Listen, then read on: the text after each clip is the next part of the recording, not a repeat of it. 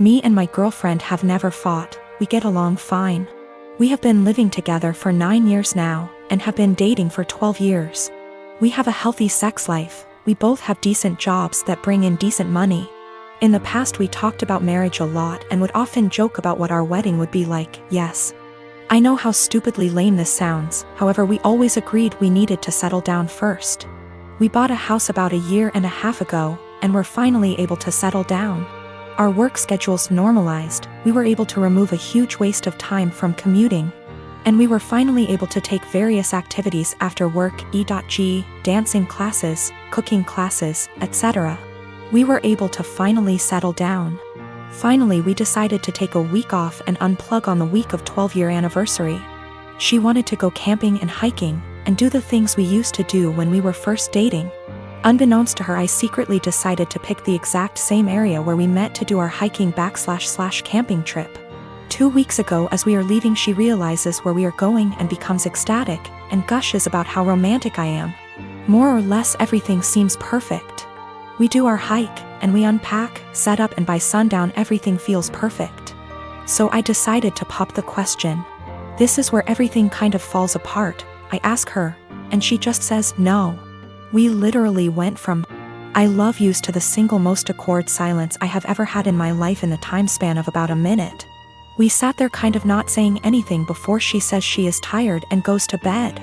She basically proceeds to cry herself to sleep while I sat there doing nothing. I basically didn't sleep, and the next morning, she says she wants to go home.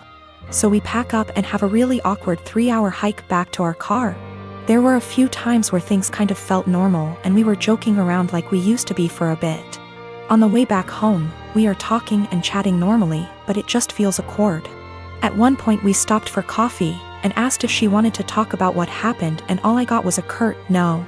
This is followed by another extremely long silence for the rest of the drive home. We finally get home and I unpack everything while she goes off to bed. She is going to bed. Cue more crying. I tried really hard to talk to her, but she pretty much told me that she just needs time to be alone and think. The next day she tells me she is going to take some time and see her family, which is literally on the other side of the country. It has been about 2 weeks since I dropped her off at the airport. She sent me a few messages to tell me she is fine, and that she needs some more time to think. Her best friend has been asking me every other day about what is going on with her, since she hasn't really been responding at all. I know she is okay, though, due to her posting some pictures of her and her family on Instagram. But it just feels really weird. I am an absolute giant mess. I just don't quite understand what is going on. None of my friends have really offered me anything of value. I just feel if I didn't ask the question everything would be absolutely fine, and I don't really understand what is going on. I keep wanting to grab her laptop to try and figure out anything. I am not close to her parents at all, but I trust her and want to respect her space, but I don't know when she is coming back. I even sent her a message this morning, and I know she saw the message and received it, but hasn't replied. Also, her work has called me this morning asking about where she is. Apparently she had taken an extra week off last week, but she was supposed to be in yesterday. Now everything feels like it is falling apart and I have no idea what to do. The reason why it took so long for us to get married is we both agreed we wouldn't move to the next step until we finished the following. We both finished school. For her that wasn't until 2 years ago.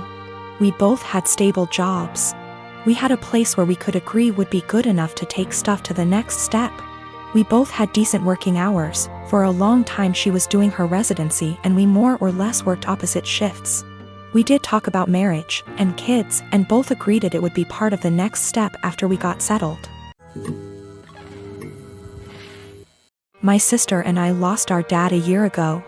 He was my only parent. Mom was never in mine or my sister's life. Dad left money, inheritance, for me and sister, and she used her inheritance to get new cars and renovate her house. I live with my aunt right now cause my brother-in-law didn't let me stay with my sister. I'm planning on using my inheritance money to pay for college tuition. I've always wanted to be doctor but haven't decided which branch yet. My sister and I haven't been close. It started after she got married to her chronically ill husband, who was allowed to make backhanded comments about dad and mock his illness, and make a scene at his funeral. Only because he's ill and shouldn't be held accountable for his behavior. I've distanced myself, but my sister kept visiting a lot lately, venting about my brother-in-law's condition. He's been in and out the hospital for heart problems and in need for a surgery. She brought up my inheritance money several times, but I end up cutting the conversation.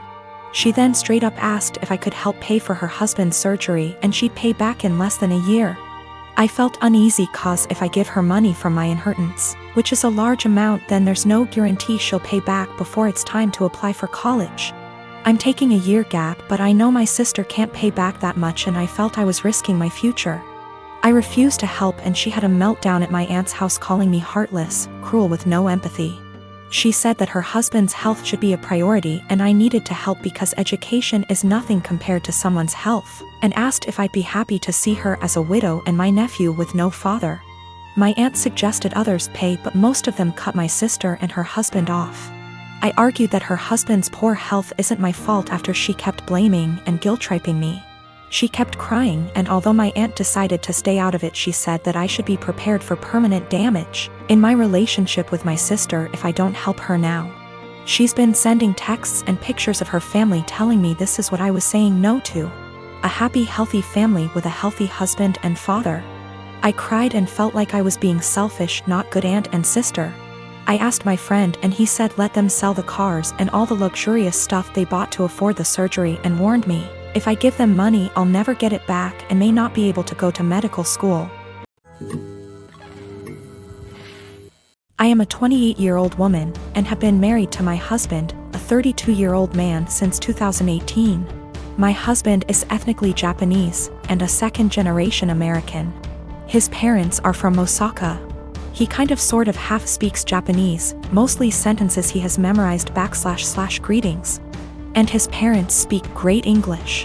On the other hand, I lived in Japan for 3 years, so I am conversationally pretty good. I have studied hard to get to the level I'm at, and I have passed level 2 of the Japanese language proficiency test. Not great, but not bad. Lately, my husband is super into me calling him Goshijin-sama, which can be translated to my honored husband. It's extremely unusual to call your own husband this, as it is usually reserved for other people's husbands as a respectful term. But it's kind of an anime / Japanese geek culture thing. I was okay with it in private because it makes him happy. Last week went to his parents' house for dinner, and on the way over he asked if I could call him Goshijin-sama all evening. I immediately shot his idea down with a firm no, because that would be super embarrassing. His parents are native Japanese speakers in their 60s. I'm not going to subject them to what you'd pay a waitress in a maid cafe $20 for a cup of coffee to call you. To be honest, I don't think my husband really gets how the phrase is properly used, despite his insistence. He kept trying to convince me, reminding me that he is Japanese and knows what is proper. Despite the fact that I speak better Japanese than him, but I was having none of it. I just shut down and tuned him out. We got there, and sometime into the night I called his name to ask if he wanted a drink. Despite him being in hearing range, he ignored me. I said it again, and this time he looked at me, gave me this pleading shrug, and then turned back to the TV. I didn't get him a drink and just got myself one. A while later, I said his name again, and he audibly sighed. He told me that he wanted me to call him what I call him at home. To which I responded I would most certainly not be calling him what I call him at home. This was all in front of his parents, by the way. On the car drive home, I told him that I wasn't going to call him Goshijin-sama anymore because he can't draw the line between fun, playful couple stuff and his parents. He has sulked for the past week and I don't even know what to do. Normally I would not even consider the possibility that I was wrong here, but he's normally a very rational, reasonable, and respectful person. I feel like I'm being gaslighted and don't know what to do. My best friend is a really great gift giver. I know that she plans gifts really far in advance and always dedicates so much time and thought into them. And I am so grateful for every gift I have ever received because I know how special they are. She'll often take something small I said from years back and make a really meaningful thing out of it. And I know she enjoys gift giving, and it is clearly one of primary ways she communicates her love for me and others. I just can't keep up. I've never been a really good gift giver. I often really struggle with forming ideas for upcoming celebrations, and until I'm really under the pump. I come up empty-handed until I find something just alright, or I repeat a similar shtick of reasons why I value you, presents. This just means that I feel so much stress every time I have to celebrate her birthday and Christmas. Especially because I would have received something completely out of this world. I really just feel like my gifts pale in comparison. It's getting to this stage where we've been exchanging presents for 8 years, and I'm honestly just starting to feel like I'm running out of steam to keep up and continue thinking of other ideas. It is also hard because I'm neither here nor there when it comes to receiving gifts. I can recognize the hard work and love, but I don't need to receive gifts to know that I'm loved. And so I worry that I don't reciprocate my love well enough because my presents never feel at her level. I want to express to her my gratitude for her gifts, but ask that we just stick to one a year, on birthdays. Because Christmas and the occasional Valentine's Day is too much for me. I have been able to move away from gift giving with other friends by just casually mentioning it or just mutually ceasing present exchanges, and we now opt for spending time with each other, something I love. I just don't know if this would be really insensitive or soul-crushing because it's not about her or how good of a friend she is, but really about my insecurity and my differing ways of communicating love.